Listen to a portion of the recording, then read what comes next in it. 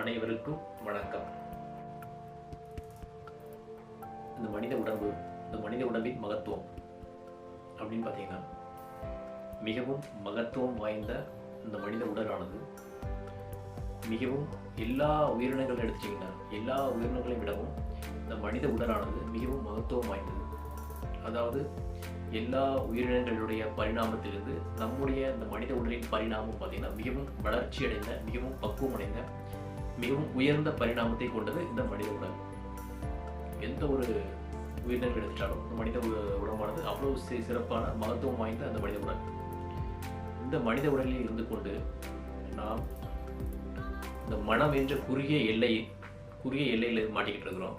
அந்த குறுகிய எல்லையை விட்டு நம்ம தப்பிச்சு செல்வதற்கு, நாம் இந்த எல்லையற்ற தன்மைக்கு போவதற்கு, இந்த குறுகிய எல்லையிலிருந்து எல்லையற்ற தன்மைக்கு செல்வதற்கு, அதாவது நாம் விடுதலை அடைவதற்கு, இந்த மனம் என்ற ஒரு குறுகிய எல்லையிலிருந்து நாம் விடுதலை அடைவதற்கு இந்த உடல் மட்டுமே நமக்கு மிகவும் தேவையானது. இந்த உடல் மட்டும்தான் ஒரே வழி. இந்த உடலை பயன்படுத்தி மட்டும்தான் நாம் இந்த எல்லையற்ற தன்மைக்கு நாம் செல்ல முடியும்.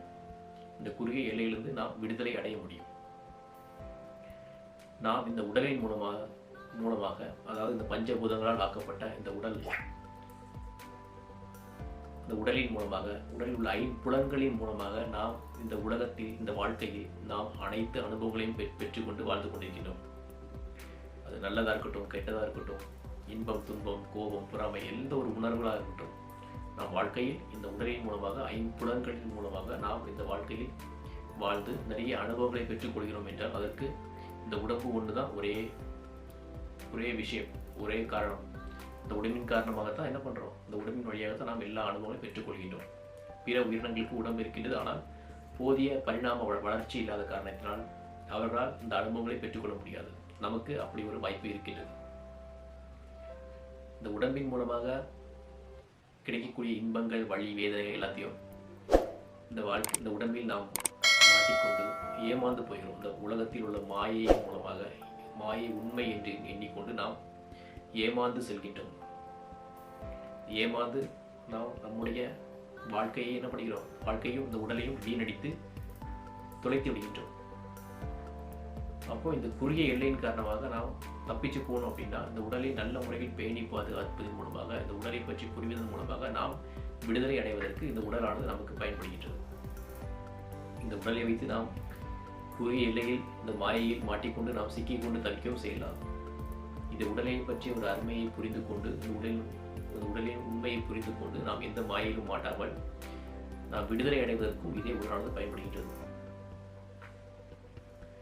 நீங்கள் செயற்கையாக அந்த உடலை நீங்கள் உருவாக்கணும்னு நினைச்சா கூட இந்த அளவுக்கு யாரும் உருவாக்க முடியாது. அந்த அளவுக்கு ஒரு சிஸ்டமேட்டிக்காக ஒவ்வொரு உறுப்புகளும், ஒவ்வொரு செல்களும் அவ்வளோ ஒரு கச்சிதமாக உருவாக்கப்பட்ட இந்த இறைவனின் படைப்பு தான் இந்த மனித உடல்.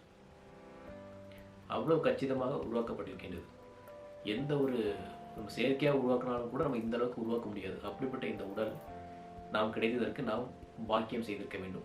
இந்த மனித உடல் கிடைத்ததற்கு நாம் பாக்கியம் செய்திருக்க வேண்டும். அதை நல்ல முறையாக பயன்படுத்தி நாம் எல்லையற்ற தன்மைக்கு செல்வது தான் நம்முடைய ஒரே நோக்கமாக இருக்க வேண்டும்.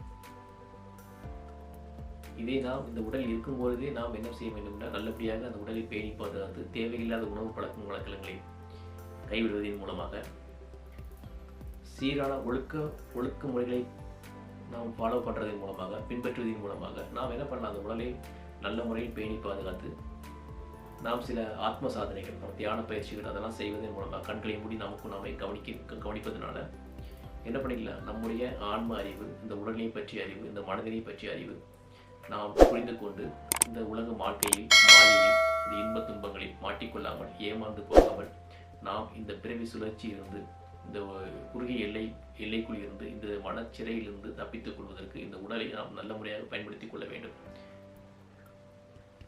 அதுதான் இந்த வாழ்க்கையின் முக்கியத்துவமான ஒன்று.